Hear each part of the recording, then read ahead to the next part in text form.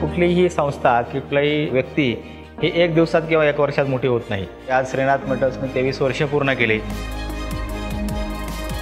Sustainability म्हणतो, reliability जी मार्केटमध्ये मिळत नव्हती, त्या दृष्टिकोनातून आम्ही पहिलं पाऊल उचललं। 2001 मध्ये ज्यावेळेस कंपनीने सुरुवात केली त्यावेळेस 250 स्क्वेअर फूटमध्ये कंपनी चालू केली आणि 5 वर्करला बरोबर घेऊन कंपनी चालू झाली।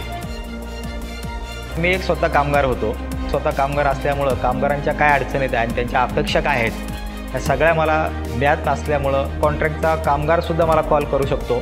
मला विश्वास आहे की कंपनीच्या कामगारांच्या सहकार्यातनं आणि मेक इन इंडियाच्या माध्यमातून देशाच्या प्रगतीसाठी सुद्धा आम्ही निश्चितच हातभार लावतोय। ह्या पुढील 2 वर्षामध्ये कंपनीचं ध्येय आहे की 500 टन पर मंथ डिस्पॅचचं प्लॅनिंग आहे। येणाऱ्या काळामध्ये श्रीनाथ मेटल ही जगामधली उत्तम प्रकारे कास्टिंग सप्लाय करणारी एकमेव कंपनी असेल।